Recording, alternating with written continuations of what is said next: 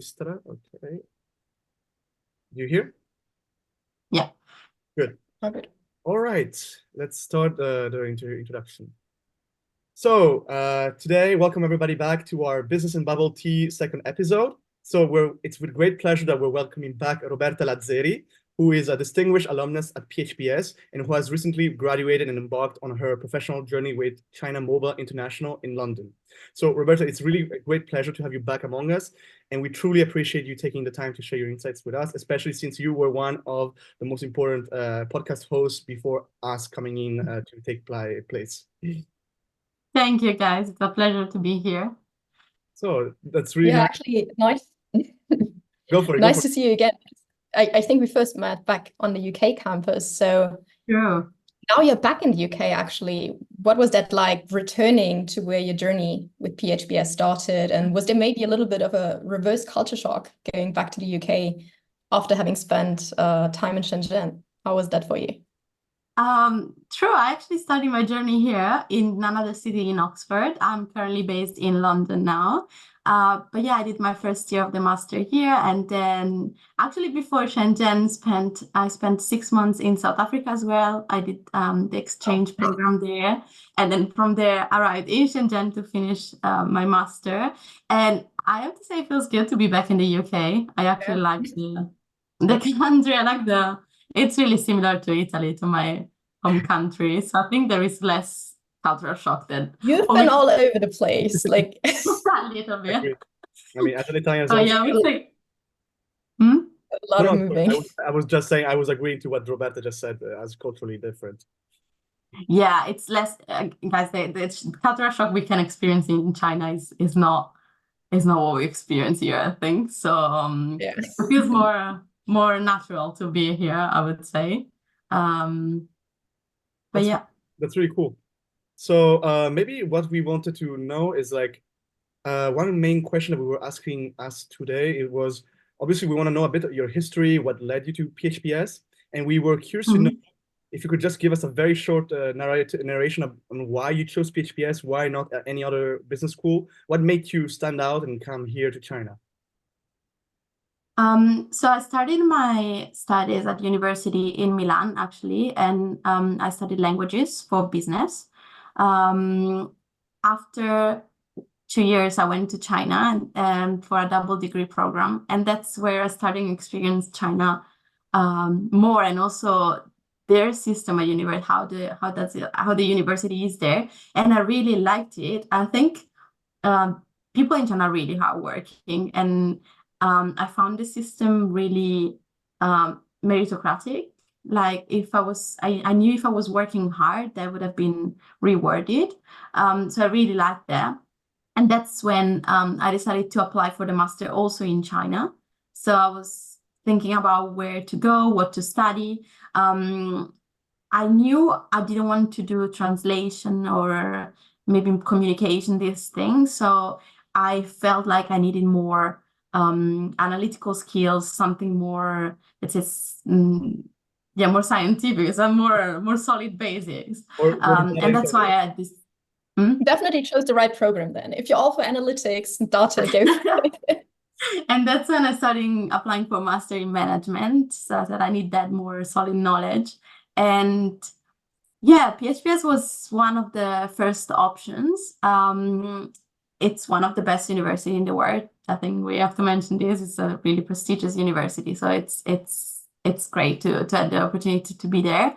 I really like the international side of it. So the idea of spending 1 year in Oxford, and then also the exchange program as well, the opportunity to go abroad, and then and also Shenzhen.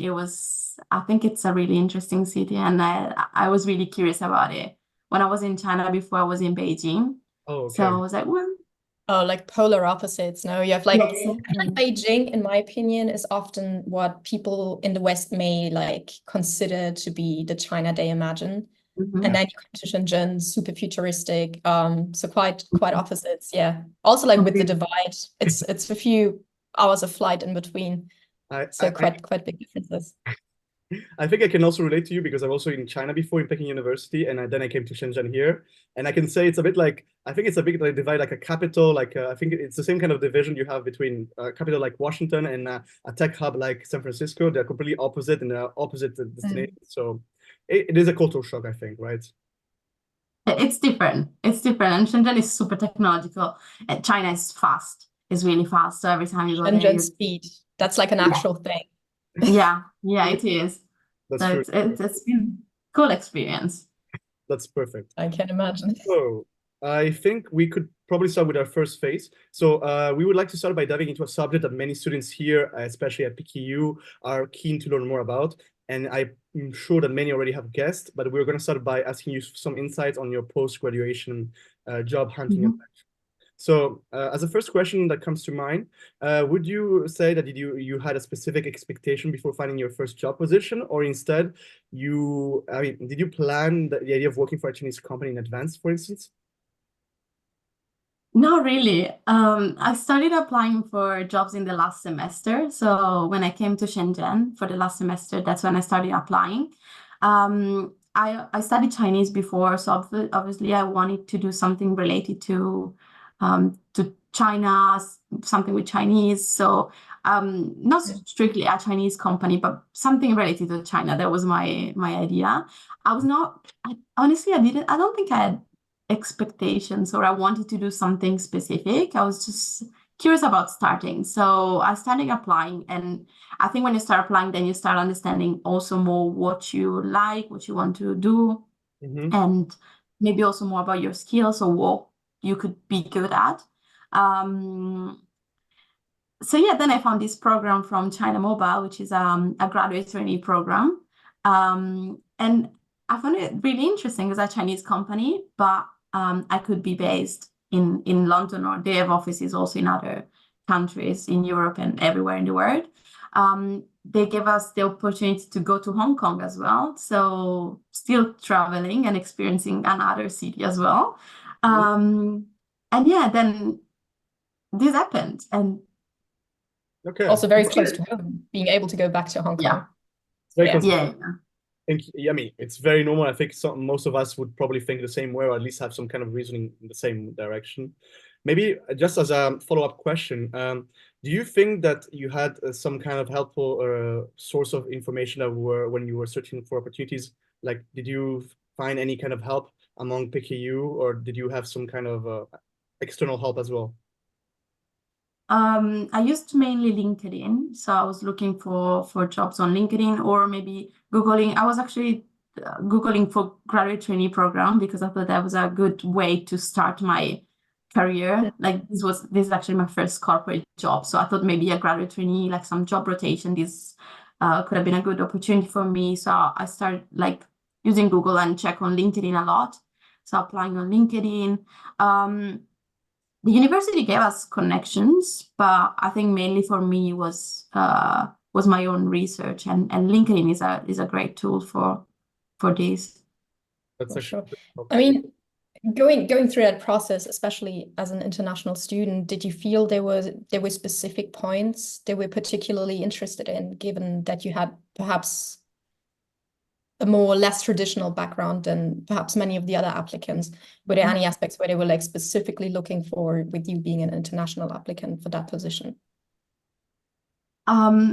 Maybe, I'm not sure about this, but maybe the language, because I can speak Chinese, so this helped in terms of not really in my like daily working life, because we use English as an international company, so English is the main language. But many colleagues are from China, so it makes it easier to connect.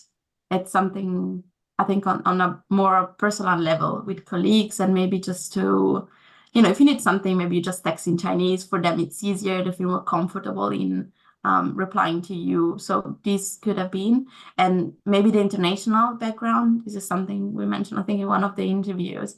I think being able to live in different countries, or like traveling a lot, makes you become more open-minded and allow you to be more flexible and adapt more easily. So this could be something that maybe helped me. Okay. How's that with different accent? Because I would assume you have colleagues from all over the country. How are you managing with the different Chinese accents? Oh, well, I think when the first time I came to Shenzhen, it was really hard because I couldn't understand. I studied in Beijing, so I was used to the accent in Beijing, to the R. And then when I came to The Shenzhen, first one you learn, yes. yeah. And then in Shenzhen, I actually struggled a little bit at the beginning. But then you can get used to it. I agree. But also Shenzhen's a migrant city, so I find there's not a particular Shenzhen accent. It's just people from all over the country come to this place because it's such an entrepreneurial hub. So I think that makes it even harder to somewhat try and understand if you try and look for a specific accent. Yeah, because they're all different, true. And also, like, when I went now to Hong Kong, they have another accent as well. So obviously you need to change again and adapt to that new one. So being adaptable, that's what they're looking for with you being international, I guess. But obviously, they know that's not my first language. Like Chinese is, it's not even my second, like English people. So it's normal. People understand. As long as you try to communicate and then. Yeah, that's true. But maybe after having gone, oh, you can go first.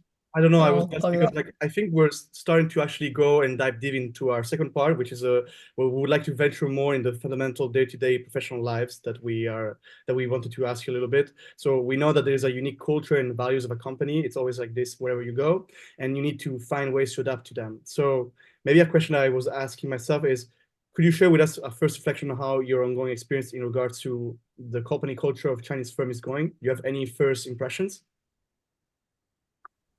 I think every company, they have, besides being Chinese or non-Chinese, they have their own company culture, right? So we have our own here, which is it's really nice. It's called Try.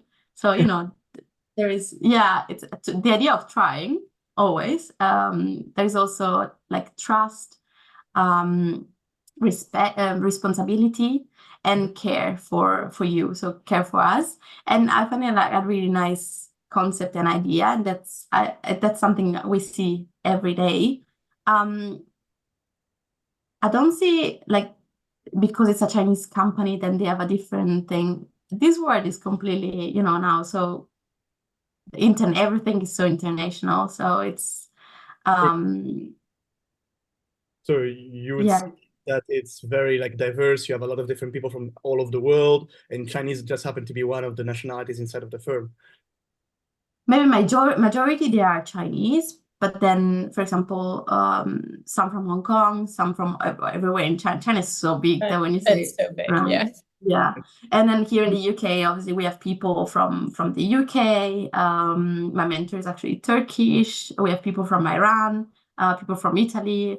So yeah, it's we have people from everywhere, and in other offices there are people from other countries as well. So it's quite a cool experience. But do you feel like there's something that's translating from the headquarter mentality? Because after all, it is a Chinese company. So what do you feel may have translated to your office in London from the core mentality? Is there anything you observed maybe also when exchanging with like friends that are working within European-based companies in London? Would there be anything where you can tell like there might be a little bit of... For me, this is my first experience, so I don't actually have a comparison with the company which is not Chinese, let's say. I don't really know how to answer this question. I think but you went to Hong Kong recently as part of your trainee rotation. Yeah. Did you feel like there were any differences going between London and... Consider that we work with the Hong Kong office because that's the headquarters of the company. So we work with them every day because the cases we have here in the UK, we basically we communicate with them for everything. We work together, even if it's... Okay, so you were already kind of quite familiar with how they were working. Yeah, I didn't feel a big difference, I would say. Okay. Despite that, any like standout experiences during that time in Hong Kong? It was just really cool because as part of the graduate trainee program, all the other graduate trainees from the other offices came to Hong Kong. So we all met in Hong Kong. Yeah. Wow, yeah. We started in our own offices, and then we met only online, and then we actually met all together in Hong Kong. So I think that was the best experience, because we could meet them in person and then work together. We're actually working on some projects together now, so that's been really, really good. Okay, that's for sure. Really interesting. Maybe I have this question that comes to mind right away. Is that okay? You are obviously, like, you speak very well Chinese. You're an international profile. One question is, do they value for specific responsibilities over others specifically? Do you think that you have a added value in specific tasks compared to maybe more Chinese workers? I mean, I'm not trying to compare. I'm just trying to ask you: do you feel that you have acquire different kind of skill sets that might be useful for your future career afterwards? I think what can be useful is maybe be in the middle. So what I'm doing now, what I'm training on now is sales, B2B with international companies. So our focus is international companies, and then at the same time we need to communicate with China, with Hong Kong, and so maybe we are, let's say, in the middle, while maybe Chinese account managers, they mainly deal with Chinese companies. We focus on the international side of the market. And okay, you're sort of like ambassadors to foreign firms. Yeah, let's call it like that. Because you understand both, so it makes sense that you're intermediating for them. Because I feel like maybe they feel like, oh, you would more easily get their point of view because you've experienced it, so it makes sense. I think it's easier as an international, like as a foreigner, to deal with foreign companies. Okay. There are also a lot of which kind of scenario. But do you think there's now thinking back to your first couple of months in the company, if you could talk to yourself 1 year ago now, would you say, I would advise you to maybe develop a specific skill before actually starting out? Before starting, I was really scared. Like, I need to learn more of Excel to practice, or try to learn and to do as much as I could. And then I started, and I was still in this mindset as like, I need to learn as much as possible, do as much as possible. And then I realized actually what we need to learn is to slow down a little bit, and give ourselves time. I think that's what I'm learning, because when I started, I was like that, and I was like, I want to learn, I want to do, I want to. And I was like, wait a second, because you need time. You can't, it's a new job, it's a big company, it's like the industry is new, there is a lot to learn, and you can't learn everything in a couple of months. So what advice I would give myself would be to chill. Like, give yourself time. Like, don't worry. Like, you have your job now. Enjoy the process. I think that, and that's something I'm trying to do now. I think you were just running on Shenzhen speed. Yeah, I was still on Shenzhen. That's really nice. Maybe not leaving you. You're not getting out of Shenzhen. You can take the girl out of Shenzhen. You're definitely coming back. Maybe on my side, I just have one follow-up question that is a bit my conclusive one. So you said you have to learn, you have to take yourself your time and learn what you really want. So as your experience so far enabled you to better understand your domain preferences and what you want to do in the future of course, if you don't have an answer, no worries. It's just, what can you say that you have learned so far? I think the more you learn, the more you want to learn, and the more you see how much there is to learn. Now I'm experiencing sales, which it's interesting. I really like it, and I want to go on with this career path. I think nothing is easy. So it takes time. It just, but I'm enjoying this.